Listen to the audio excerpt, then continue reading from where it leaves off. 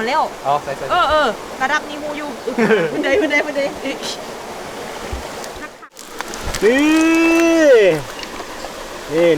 ี่เห็นป่ะนี่2 ตัวนี่กิน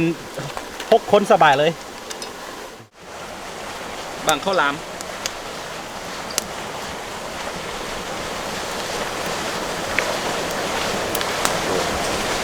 อาหารมานี่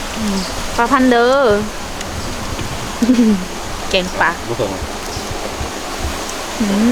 แกงปลานี่มันคักเนาะมันมีมันส้มเนี่ยใช่ยัง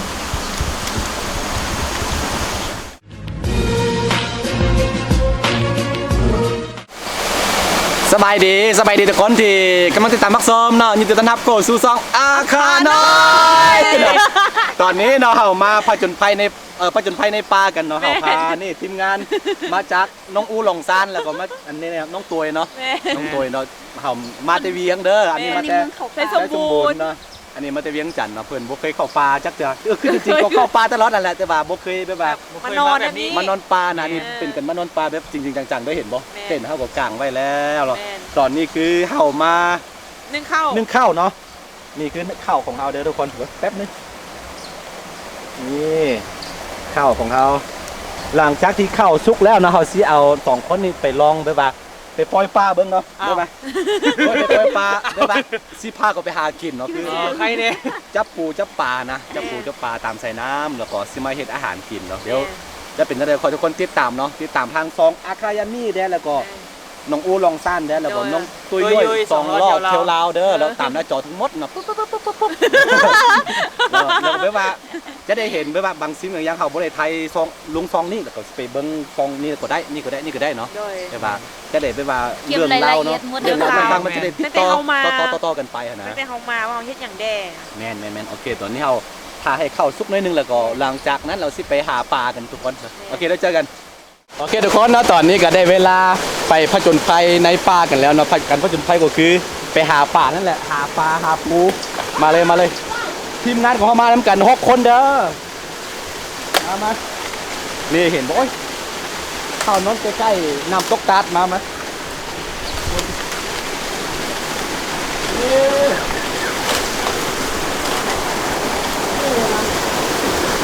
นอนใกล้น้ำตกตาดเลยพี่น้องเด้อเป็นนี่เดี๋ยวน้องอูมาตัวหน่อยพอดีล่ะเฮ้ย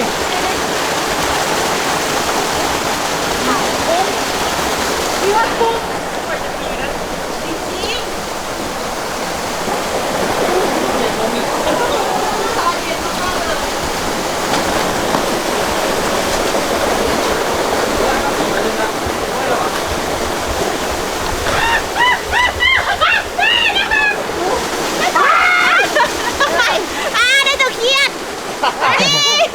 ห้องว่านี่ก็เสียหน้าแล้วเด้ออยากทำแล้ววะก็ย่านหนาวเลย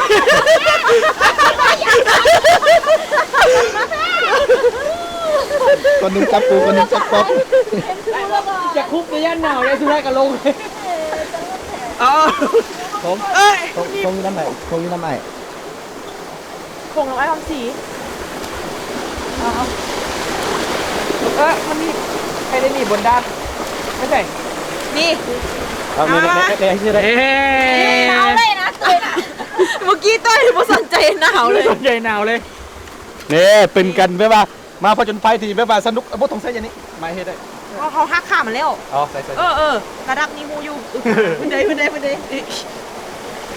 หักขามันแล้วค่อยใส่นี่1 เต็มละได้เต็มนึงละตบเอาตัวใหญ่ไปตัว2 เต็มแล้วเดี๋ยวตัวง่าย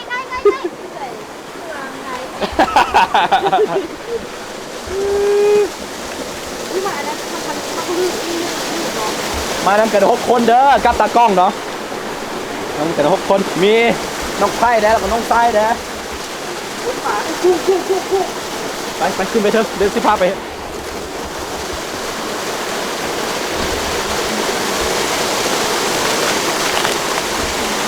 จับได้ปะ อ้าวได้ไป โอ้มาถึง โอ้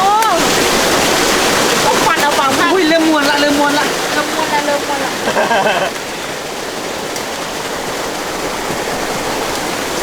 ให้เลย เนี่ยนี่ก็ปอกพันหน่อยเห็นปะ ได้บ่ บ่ได้ไปปะเดี๋ยวไปเอาไปเถอะคน ไป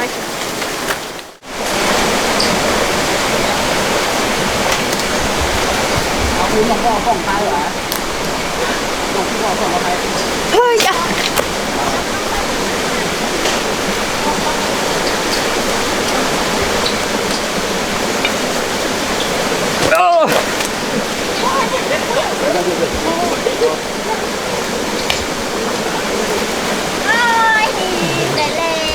ได้ปะได้แล้ว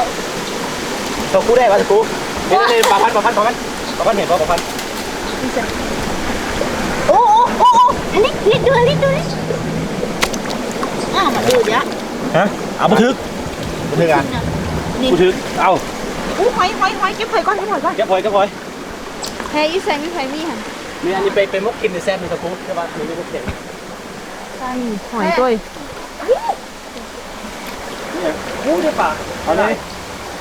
ตะกูเป็นตัวปะ เชื่อเราพี่ทั้งสีปลาลายแค่นั้น แม่ เชื่อเร็ว ปั๊บทางไหนสักทีแม่ ใช่ฮะ นี่ตัวยังไงตัวดี ปลาวะ เมียน ปลาซิวเด้ โอ้ปลาตัวใหญ่เลยปลาชิวหอยบกที่เลยเมื่อกี้ เอาเล็กจัน หอยเล็กจานหอยอันนี้โบจำเป็นต้องอัน โอ้ ไปแช่น้ำเนอะ โบแซ่นี่โบแซ่ ไม่เสร็จแล้วเมื่อกี้ตัวใหญ่เสร็จไปข้าวกินเนาะวันนี้เนาะ มวนมาเอาใส่เอาอย่างนี้ เก็บหอยน้ำมา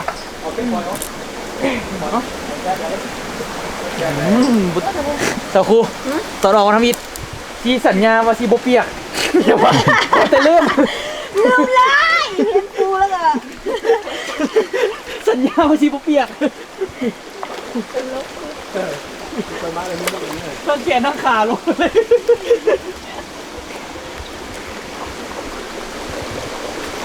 ช่วงวันหนาวอยู่ ตอนเดือนนะครับคุณดำ เขาก็ได้อันนี้ ได้ ได้ปะเอ้ยเซสมโต เพราะตัวนึงไอ้ฟันเอาอ่ะ ได้เสยเฮ้ยลิปลาพัน ไม่ใช่ปลาซิวมันมีหูไว้กล้องนะมึงดี นี่ ๆใส่หู ได้ปะ ได้ เฮ้ย ยอด เดี๋ยว ได้แล้ว นี่ละ เอามาเข้า บุราเขา บัดเจ็บแล้วเสียดาย เม็ดร้อยอันเด็ด เอาบุเบน บูแมน บัดเจ็บแล้วเสียดายไป โคตรปลาโอ้ยเอ้ยเยอะเพื่อนจะบอกว่าเนี่ยเพื่อนเยอะแหละ โคตรปลาที่มันเข้าไปในแล้ว แม่งเอ้ยโคตรของปลานะ แต่เดี๋ยวคนปลามันมีหู มันง่ายสุด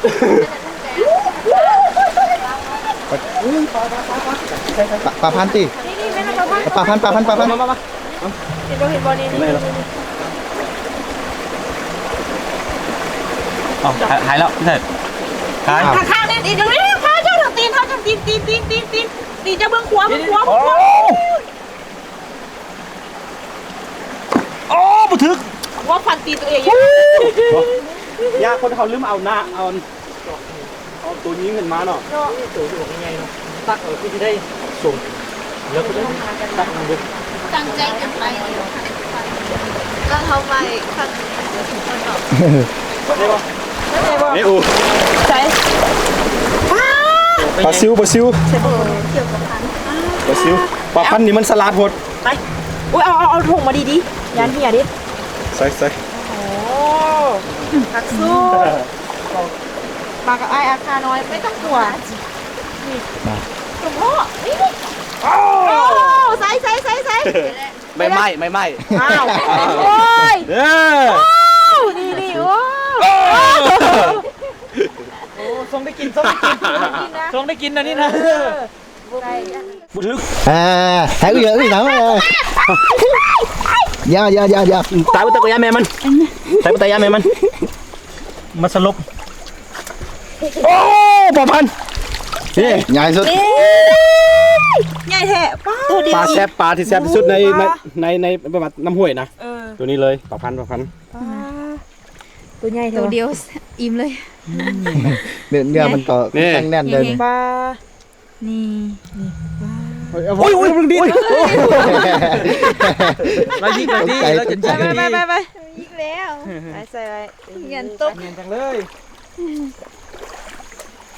หาไปปลาแบบนี้เลยนะ มวนเนาะ ม่วน กันได้แล้วนี่นะมวนอยู่ หากินกลางคืน ปลากินกลางคืนไม่ใช่กลางคืน เป็นผู้ชายกลางคืนมหาโพธิ์ จับยิงแต่ว่าแต่ย่าแม่มัน จะเอา เกือบโอ้เหลือ เขาแล้ว เขาแล้ว เขาเอ้า อ้าว โอ้เขาว่ามันถือเดี๋ยวมันกินมาดูมันไหลไปหลังคนหรอวะ บ่ มันบ่ได้มันไปไวบ่ วางโคตร ปันนั่น ก็ว่าคิดว่ามันกระโดดเข้าแล้วนะโคตรใหญ่ เอามือค่อยๆลุกเขาได้อยู่ ปลานี่แซ่บสุดเหรอ แม่เราบ่นี่ทุกคนนี่คือก บป้าดเหรอ ต้นไม้จัดเห็นบ่ คือตะปาด เห็นบ่ ตัวนี้ได้ยังวะบ่เป็นเกียรติปาดบ่จักเขาเจอ ตะ กัน ปาดแม่นนั่นน่ะแม่นไป อันบูว่ามันอยู่ตามภูเขาอย่างนี้แหละมันใหญ่ๆอย่างนี้ในบ้องขออนุญาตปิดซิปได้ป่ะกระทันหันนิดนึง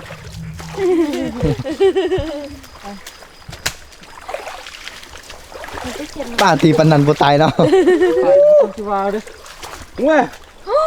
มหาโคตร โอ้ กินผู้หนึ่งอิ่มสบายเลย โอ้เสียดายต้อยบ่กินเนาะเป็นของอูกินบ่ได้ เบิ่งเลย ที่ได้กินกบกับมื้อนี้นี่ล่ะ โอ้ใหญ่บ่ใหญ่ครับ ไงพี่ลึกเนาะ 3ฝ่ามือ อันนี้ประมาณ2ขีดเลย มี นี่ เสียงอีกแอบๆแม่นบ่ นี่พี่มีปลาเลยลืมจะเอาอ่ะ เอาบ่ฮู้เด้บ่ฮู้ได้อู้ก็หลายคุณน่ะ นี่ ตัวเฮาบ่อดตายตัว นี่ปลา มื้อ ป นี้ ลา นี่บ่อดตายแล้ว ว่า มื้อ แล้ว นี้ นะก็ว่าดูมาหน้ามาคันน้อยโอ้ตายสิ โอ้ นี่ มาทำไออาคาน้อยไม่กลัวอดตายถ้าบ่มีลาวตาย ไม่ว่าเฮาก็เอาพอกินเนาะไม่ว่าเฮาก็บ่อยารรบกวนธรรมชาติเกินไปไม่ว่าอ่ะมีกุ้งเด้ เรื่องปูเรื่องปลาเฮาก็บ่ว่ากัน แม่น เนาะปฏิเสธบ่ได้เลย แม่นมันเป็นวัฏจักรของชีวิตนะ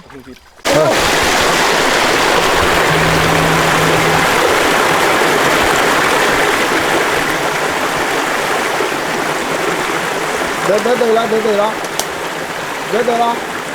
พอลิชูมุดเมืองไทยก่อน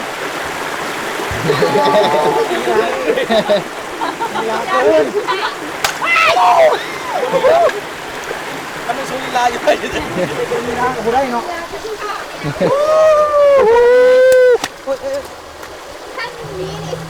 เทียบเบิ่งนิ้วมือนี่ ทำเลยนี่ เมาอยู่ยังก็ตายได้เดี๋ยวนี้นะ ฮัลโหล ขาเนาะ อันนี้อย่าไปปิดซิปเลยคักไม่ต้องใครนะนี่เลย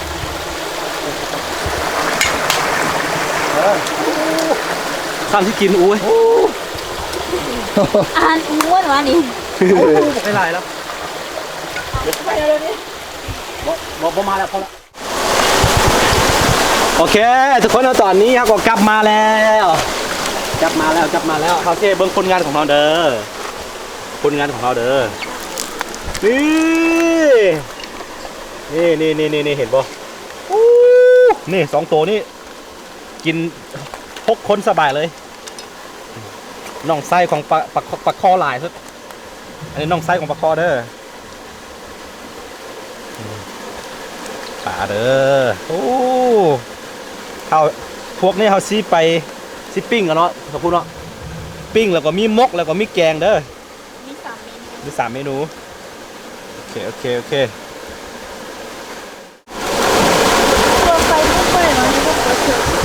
ติดแล้วเปิด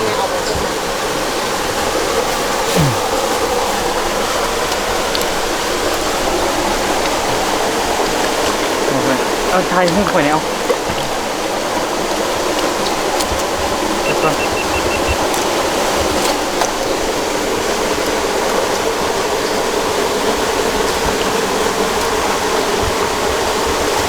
ตอนนี้คือเอาซีเฮ็ดเม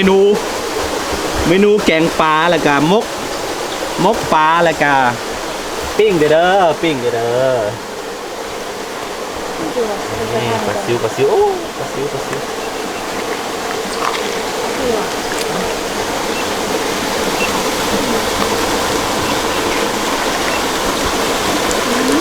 มกใช่ม้อยเลยว่ะ โอ้ตกใจ นี่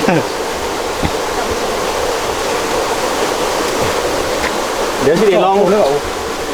ลองขี่มือของเขา มาสองเหรอ แล้วที่ตายหัวไว้ เออ อ้าวพวกมันชิมโมงว่ะ ฮะ โอ้ยชิมโมงนี่ปลาซิว แกงเอาซะสะดวก มกอะไรเสร็จ มก มกเนี่ย เด็ดตัดก่อน โอ้โห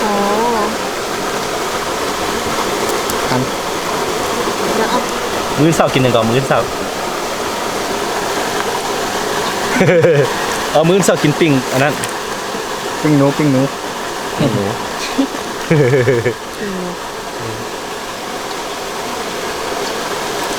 นะขนมหมดแล้วเปล่า อืม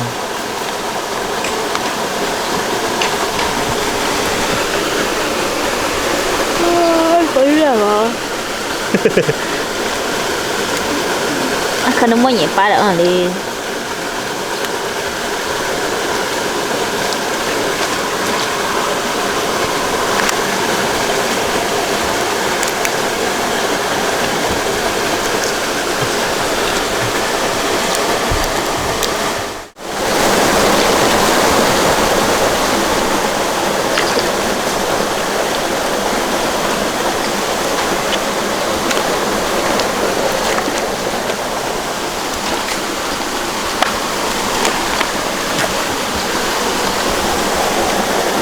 นี่ปิ้งกบเด้คือบ่ต้องพาท้องเนาะเพราะว่าตอนนี้จะมีแต่ไข่หลายสุดเลย เป็นได้ไข่ของมันนะเอาสิบอเลย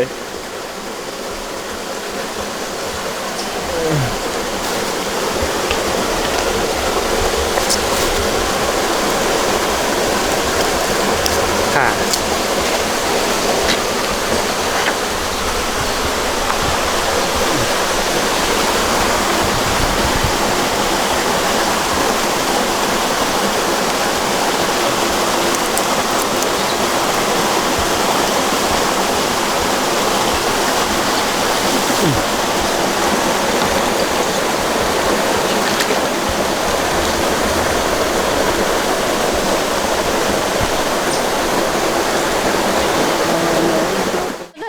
โอเคเดี๋ยวโค้ดเนาะตอนนี้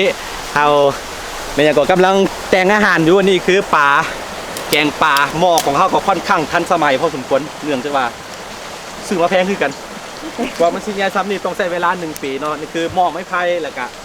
ปิ้งกบอยู่แล้วก็น้องอูเพิ่นกำลังเฮ็ดอย่างอู อันที่อันเอือบอันตัวหนู ตัวหนูมันบางหนูไว้เห็นไหม น้องทรายไปอันไปใส่กระบอกไม้ผ่านกระติบมาได้อู้เห็นแล้วตัวอันด้วย เอาเผากินไหม เอา เผากินเหรอนี่เนาะจักสิพิเศษสินเมนูใดปิ้งเหมือนบ่ ปิง นี่คือหนูเด้อหนูไปใส่กับดักมา แน่น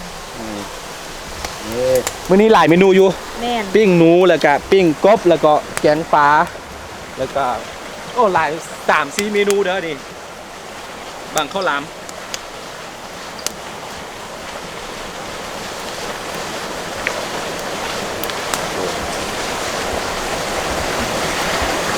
แห้งในใจดิบรรยากาศซิวๆอยู่ภูอยู่ป่ากับสิประมาณนี้แหละตอนนี้รู้สึกว่าหิวแห้งเนื่องจากว่าเมื่อกี้เราตอนประมาณ7 โมงเราก็ไปหาปลานะเอาบริเกียมไว้ได้แรงเลย เอาไว้กินไว้ เอาไว้กินไว้ หากินง่ายเกิน ง่ายหนึ่ง ย่านอยู่ระเวงอยู่ที่ได้กินอยู่บ่ ค่อนข้างอุดมสมบูรณ์อยู่ปลาเห็นเอาตัวแบบว่าเอาแบบว่าพอกินเนาะครับตัวโบว่าเราต้องเบียดเบียนธรรมชาติเกินไปเรื่องแบบว่าเรื่องยุ่งเรื่องเลี้ยงปักเลี้ยงท่องก็เป็นนี่มาใช่เลยเป็นสิ่งที่เราเลี้ยงบ่ได้อยู่แล้วนะจำเป็นลองละสิเข้าใจกัน เอาพอกินแล้วก็พอ กิน ไม่เอาแบบเลือดกิน เอาพอกินมื้อตอนนี้ก็มื้ออื่นเช้าแล้วก็พอ แม่น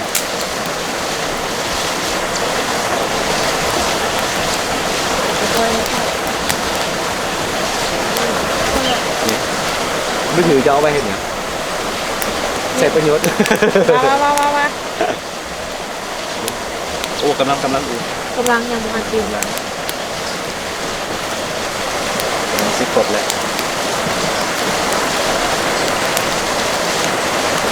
มากับไอ้คำสีวันนี้สุดยอด เป็นได้ไหน ค่ะ ถ้าจุดไฟตรงจริง ขอบคุณใจของจริงอีทากกับกัดอีกสงสัยงามเกินไป ยาวเป็นใจ จับตัวคนงามจับตัวคนงามแล้วขอเป็นคนงามได้ปะงามกินอะไร งานนี่คือคักกัดแบบ ไม่ให้นะไม่ใช่การกัดไม่โอเลย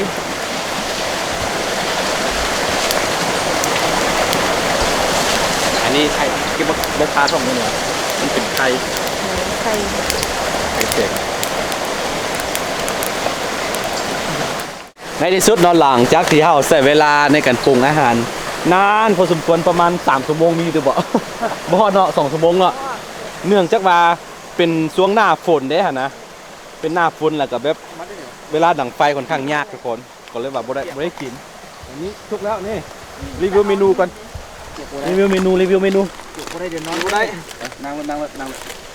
เห็นปะ อันนี้คือข้าวหลาม ปิ้งไก่เนาะ แล้วก็แกงปลาเห็นบ่ แกงปูแกงปู แกงปลาแล้วก็ปิ้งอันนี้แล้วก็ปิ้งหมูเฮายังบ่สุกจ้ะอะลูกสุดๆพี่น้องเอ้ยกินข้าวกินน้ำก็สิประมาณนี้แหละอีปูอีปลาเมื่อกี้ไอ้บอกใส่เกลือใส่อีกแล้ว อยู่อันตอนยังไม่ได้กินข้าวกำมาพี่กินข้าวก สุดๆเลยเป็นได้ ำนี่เห็นก็เดี๋ยวนี้ สุดยอดแล้วท่านนี่นะ พอละ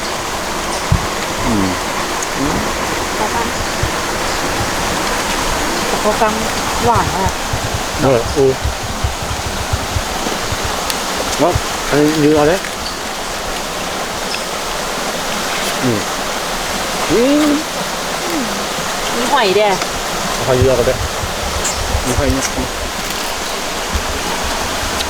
รีวิวได้อูอาหารนะตัวเลยต่อพูดเลย มีเยอะอะไร เป็นจังได หอยอันนี้ลูกมันเนาะ นี่ลูกมันเหรอ มีปิ้งคันคากอุ้ยบ่แม่นเลยบ่แม่น ปิ้งกบ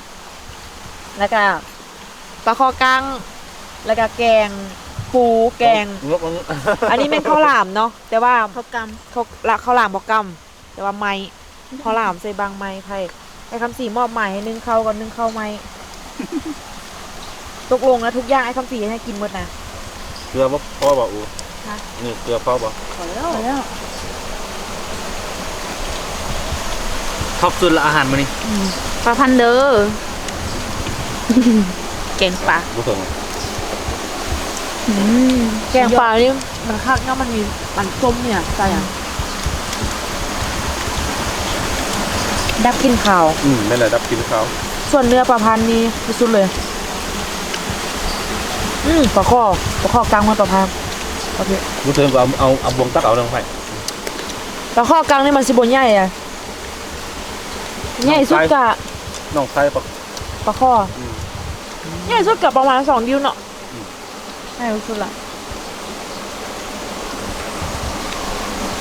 อาหารธรรมชาติเนาะที่จริงที่แซ่บที่สุดมื้อนี้มากที่สุดเป็นปู ปูมันออกหวานๆนะปลาปูห้วย คือยังมันจำจืดก็เลยไม่ได้หลายเพราะมันมีปูหลายเหมือนกัน ใช่ปะมันไม่ได้หลายเนาะมันไม่ได้หลายคือสิคักขนาด น้องมากินวะครบนะลองเบิ้งลอง กินได้เบิ้งไข่เลยแต่บุเลือกกินสิแต่ละเทื่อ สุดๆเลยปู แต่แซ่บเนาะ ลองดูเบิ้ง ลองชิมดู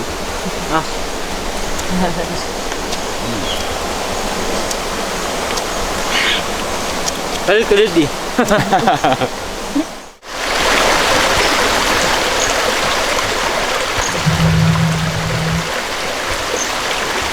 ตอนนี้บรรยากาศฝนตกพี่น้องเอ้ยฝนตก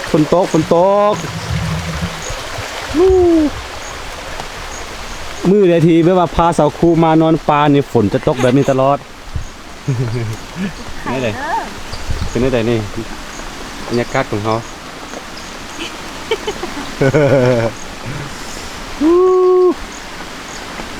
ประมาณนี้เด้อคนเด้อ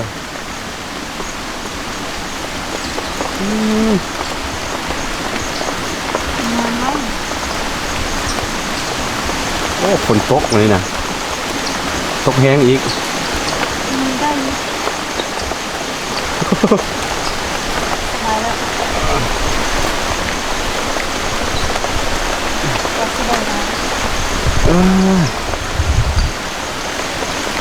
ได้ฮะพี่นอนได้ปะสบายดีตอนเช้าตอนนี้เราก็ตื่นจากบอนนอนแล้วก็อันนี้ก็เฮ็ดอาหารไว้แล้วทุกคนเมื่อคืนมีฝนตกแล้วก็ตอนแรกเขาซิบ่เอาแบบนี้เด้บ่ได้มุ่งหลังคาแบบนี้เนาะเอาซินอนแบบนี้เลยแต่เนื่องจากว่าเมื่อคืนมีฝนตกแห้งเขาก็เลยเดินมาเฮ็ด กระท่อมเขียวสิไปกินข้าวกันพี่น้องเอ้ยตอนนี้นะ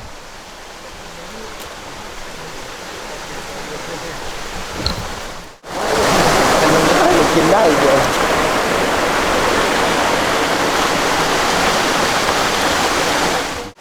นี่นะ กำลังที่เอาน้ำปลาตำเจียว ตามเจียวยอดใบ yes sir ยอดใบเด้อยอดใบเด้อบรรยากาศชิวๆตอนเช้าเนาะหลังคือตอนแรกเขาว่าสินอนต่อเนื่องแต่ว่าฝนตกมานะเขาสิกลับบ้านกินหลังจากกินข้าวอิ่มเราสิกลับบ้านกันนี่มกปูมกป่าให้เราพี่น้องเห็นปะต้องโอ้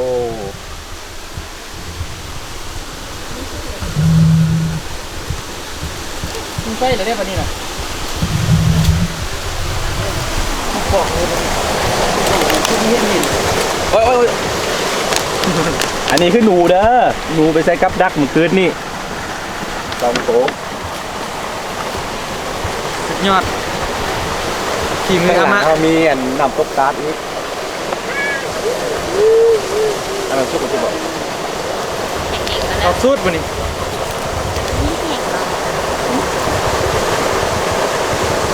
มันยอดใส่ที่แซ่บ อู้แหมบักข้าวที่นี่นะแหมที่แหมว่าที่บอก ไม่แล้วบูมักกินน้ำมันยอดใส่มักกินแบบแห้มตีนธรรมชาตินี่ กรอบอ่ะ เดี๋ยวมา มันเดือดแสนจัดแค่เป็นนั่น หอมได้เนาะเป็นอย่างที่บูมักกินแบบมันมีน้ำมันทุกคน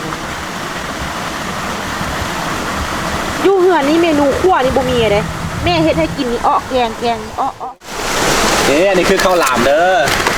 เวลาข้าวปลาโบจำเป็นต้องเอาหม้อไปหม้อธรรมชาติมีอยู่แล้วนี่ ก็เซียนมุ้งสิบบาท รายการนี่ ข้าวสาร ข้าวหลามเมื่อคืนนี่ข้าวหลามไหมนี่แต่ว่ากินได้นี่ แซ่บ แบบครับมันจะหอม มาแล้วก็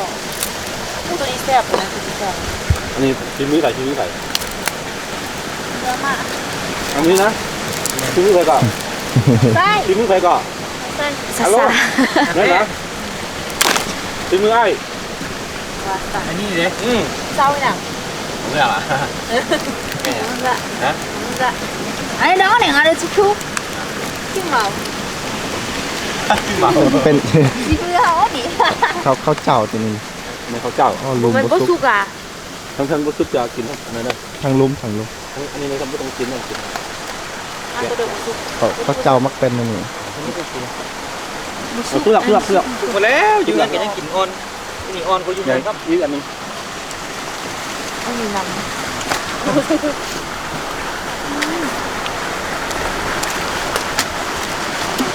่มาเบิ่งพี่ไข่กบนี่ตัวลองมึงไป เอาก็ ำสุกอยู่แบบกบ ซุก สุกแค่เหรอใคร แต่ว่าซุกแต่ว่าเวลามกมันจะเหนียวเนี่ยบุกเกลือนเฮาปิ้ง หันเล็กจัง อืม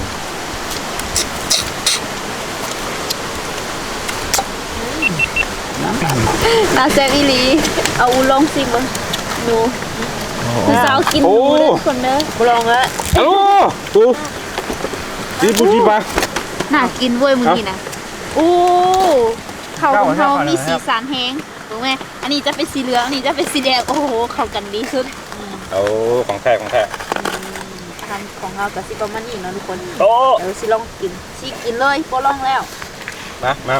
เข้ากันเด้อ มา เอามากัน อ่ะ ประมาณ6คนนี่มีอูล่องซานมี เบิ่งแม่ โยโยย รสชาติของมัน แล้วก็แน้อยแล้วก็มีอาม่าคือคิเทบ่พี่เท อาม่าพีเก อา ปี ม่า PKP แล้วก็น้องไผ่เนาะทุกคน กินข้าวกันพี่น้องไหม เขาสิกินสิกินข้าว เป็น ใช่เข้าไปแล้ว เป็นอาหารมาพี่ ยังมายังมา เป็นครับข้าวสุดท้ายที่เขาสิกินข้าวอยู่ป่ากันเป็น คือ มื้ ว่า อนี้ ครับเข้าสุดท้ายผมแม่น เฉพาะมื้อนี้คือ ครับเข้าสุดท้ายในตา แบบ ในปลา น้องเจ็บบ่ม ข้าวหอมอันนี้นะโอเคกินข้าวกันพี่น้องเลยบรรยากาศซิว บ่คิวว่า 2 วัน1คืนสร้างกีฬาเขียใส่ให้กินกับซาด ๆตอนนี้ก็ได้เวลากลับบ้านกันแล้วหลังจากที่เรามาผจญภัยที่ประมาณ4 ชั่วโมงเลยนะยังไง